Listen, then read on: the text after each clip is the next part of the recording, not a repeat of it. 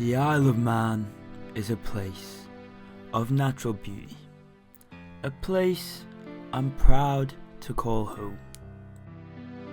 We have a rich history in Celtic buildings and Celts in general, this being Lonnan Church. Here we have a wonderful quarry, and now this is by the mountain at Sulby Reservoir. Here we have the Tower of Refuge, famous on the Isle of Man for saving people out at sea.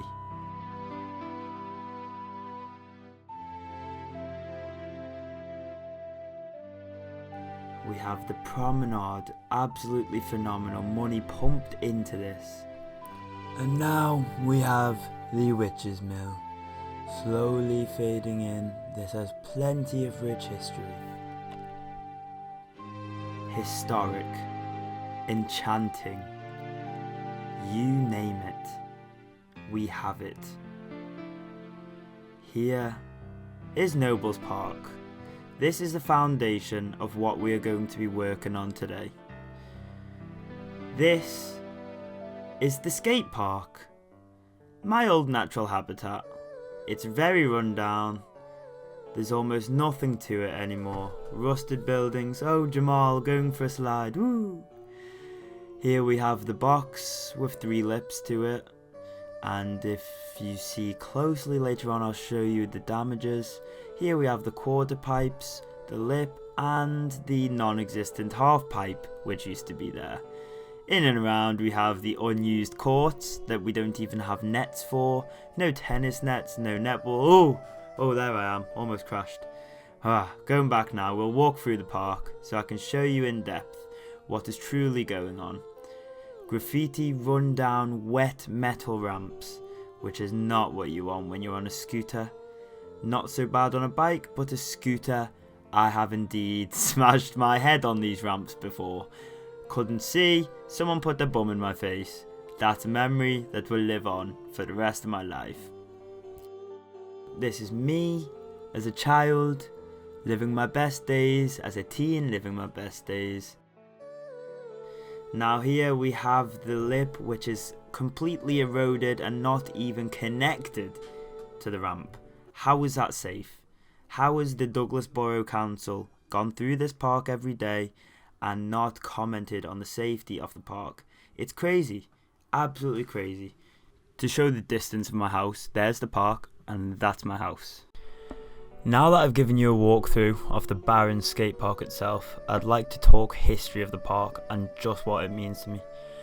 This park was such a big part of my childhood, with me and my brother coming here every single day. He'd ride his skateboard and I'd learn tricks on my scooter. We'd play football and basketball in the sort of little court next door. You saw the photos of me playing basketball there. We used to play manhunt with all my mates there. And it's so disheartening to just see how derelict and run down it's become, with barely any use compared to its heyday. There's no lighting for when it starts to get darker. As I said, the ramps are all metal, they get soaking wet, and that's one reason why I've actually had to record here in the warmth of my own home, comfy, because it's pissing it down. There's water everywhere. I don't want my camera getting damaged, I don't want my microphone getting damaged. It's just not worth it. There's not a single bit of shelter there, which I just find absolutely unbelievable, to be honest. Now, back in 2018 there was a news article where the park had roughly £300,000 put into it, where they did up a little bit of a water play area which only gets used in the summer. They added a maze, which does not get used, and they said, and I'll put here, work on the skate park is expected to begin this summer. Notice the pause. That's because no work got done, and the only work that got done was the half pipe being removed after it was damaged. That's it. All of the work. Because the Isle of Man government have absolutely no care for this and no future plans on redevelopment, I have redeveloped it myself with urban challenges accounted for. So you'll see in my video and my fly through of the future park, we have solar panels, we have lights, we have new courts, we have everything you could need. We have indoor skate park, we have outdoor skate park, which is still sheltered, and we have the best of both worlds in this situation. Before I actually forget to mention, seeing as this is supposed to be 50 years in the future, I've added augmented reality kind of areas where you can either learn tricks by getting the augmented reality to skate down the ramps itself and do its tricks, or have it right in front of you and do your tricks. I haven't quite been able to animate that because, you know, I'm not quite there yet. I haven't learned that. There's also a treadmill that, well, it looks like a treadmill that you can cycle on. It shows you the top speed, the velocity you cycle at, and it actually generates power for the park as well as the solar panels. And obviously with the solar panels, we have a kinetic kind of thing on the top that catches rain and uses the rain to also power it. So it's like multi-weather electricity powered. So, you know, you kind of get everything you need. But the augmented reality is a big thing I'd like to focus on because I've not been able to animate that. And with that is the future, if I'm honest with you. And these augmented reality ports as well can also like calculate a score. So there's a game called Skate that you can play with your mates where, you know, you do tricks and you have to replicate them, and if you don't replicate them first time, you get a letter, and the better tricks you do, the better points you get.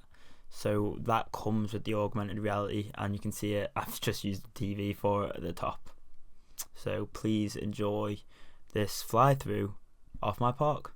Thank you.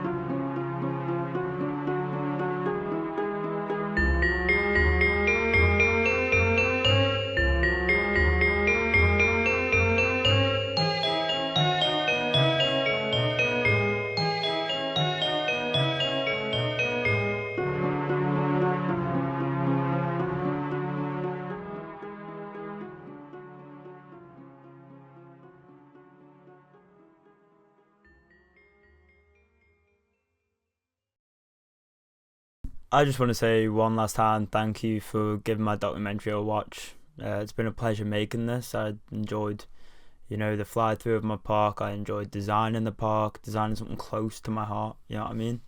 Because, as I said, a lot of history has been at this place, and I just want to see it thrive again. I want to see the best come off it, and I want people to be happy up there, spending their days outside rather than indoors 24/7 like they are now. I want it to thrive. So thank you for watching, and I hope the government take this on board.